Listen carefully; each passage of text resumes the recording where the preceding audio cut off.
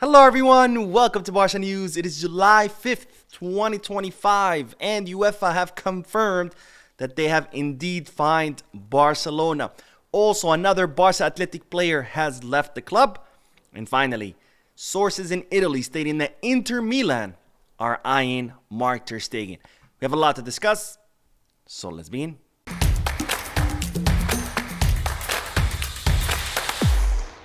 Hello everyone, welcome to the channel. My name is Mo, and we'll begin this video with the news that UEFA have confirmed something I told you about a month ago. I think it was June 4th or June 5th, where I announced that UEFA have decided to fine Barcelona 15 million euros for violations of financial fair play. Now, the original fine was 60 million euros. However, Joan Laporta was able to meet with Alexander Ceferin twice. The latest meeting was this past week, which I also reported when it happened.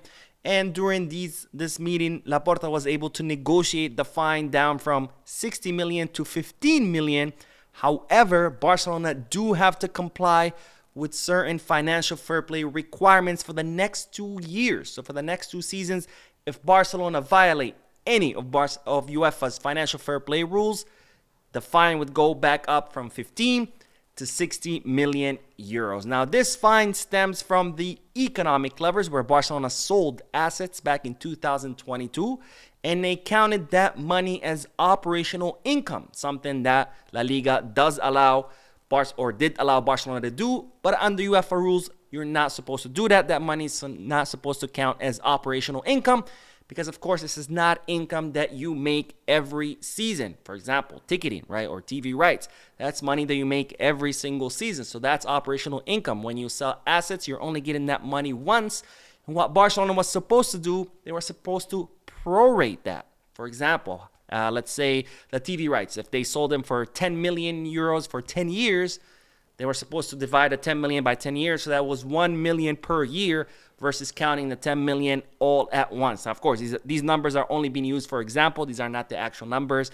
This is just to make things more clear. So this fine stems from what Barcelona did back then with the economic levers, and UEFA confirming this fine in this current statement.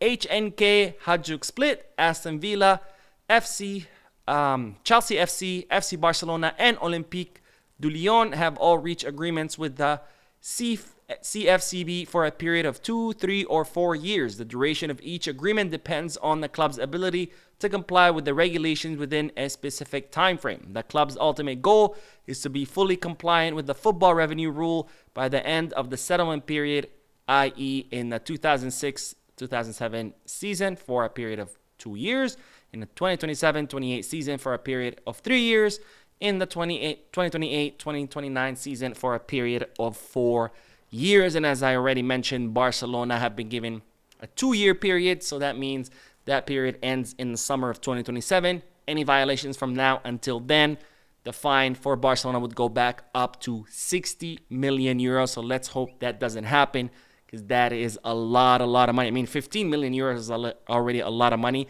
especially for a club that's struggling financially.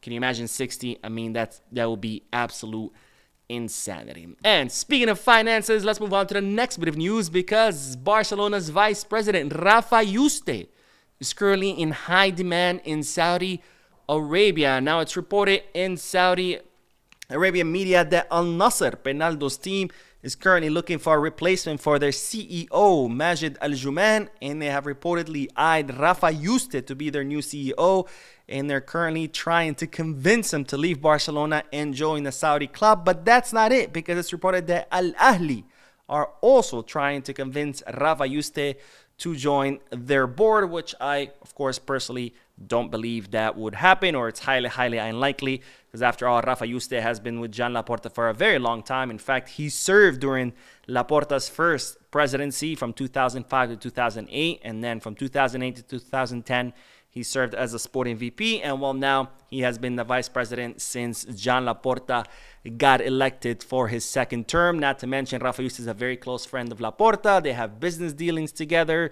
They have a company together. So I don't see it happening, but of course, in football, nothing is impossible. But just know that both Saudi clubs interested in the signing of Rafa Yuste. So it looks like nobody is safe from Saudi interest, because they noticed that, hey, you can't just sign retired players and all of a sudden your league is going to become successful. So now they're looking to sign, young up-and-coming players, players in their prime, people for their board of directors, sporting directors, scouts. I mean, they are looking pretty much to just poach everybody from players to management at all levels to try to improve their league. Now, on to the next bit of news, because it looks like the Joan Gamper trophy plans are not going as according, because after all, I honestly believe that it was a stretch what Laporta was hoping to accomplish. Now, what I'm talking about is that Barcelona, of course, will be holding the Joan Gamper trophy at the Spotify Camp Nou on August 10th against Como. Cesar Como. This will be the final friendly match of the preseason before La Liga season kicks off. And initially, there was talks about having 25, maybe 30,000 people at Joan Gamper at the Camp Nou for the Joan Gamper trophy. But then Laporta decided that he wanted, 60,000 people, which will be the full capacity of the stadium while it's still being rebuilt until it eventually becomes 100,000 plus. And while it seems like this goal of having 60,000 people at the Joan Gamper trophy will not be met, because now Barcelona are going back to their previous goal of having around 35,000 people at the match. And I think this is a more realistic goal, because after all, you need the permits, you need both rings to be fully completed, and we're only a few weeks away, and Barcelona have yet to get the permits, have yet to finalize everything. So to have 60,000 people, it would be too much. So instead, it looks like they're reducing it to their original objective of having around 35 people. And remember, Joan Gamper trophy match will be a test run. For when the season begins, because Barcelona are planning to go back to the Camp Nou during the regular season at the end of September after the first FIFA international break. So after the Joan Gamper trophy match, Barcelona will have another approximately 2 months to finalize everything for those 2 rings to be fully ready to be able to see 60,000 people until, of course, the stadium is fully completed next year, and then it'll be able to house 100,000 plus. Now, on to the next bit of news, because another Barca Athletic player has left the club. But the good news is this is not a permanent transfer. It's only on loan, and the player I'm talking about is Alan Godoy. Now, if you don't know who Alan Godoy is, I talked about him several months ago. He's a 22-year-old center forward that Barcelona signed during the winter transfer market from Eldense. In fact, he was set to join Real Madrid, and Barcelona poached him last second, signing him for Barca Athletic in hopes that he could help Barca Athletic prevent relegation. He scored a goal on his debut match, but then a muscle injury saw him sidelined for a long time. Then when he came back, he scored 2 more goals, but overall he was only able to play 9 matches because of that injury, and of course because he came halfway through the season. And now Barcelona have decided to loan him to Portugal, to Estrela Amadora, who apparently are now going to be playing in the first division, if I'm not mistaken. So Barcelona doing this so Alan Godoy can go get, first division minutes versus staying at Barca Athletic and getting 4th division minute.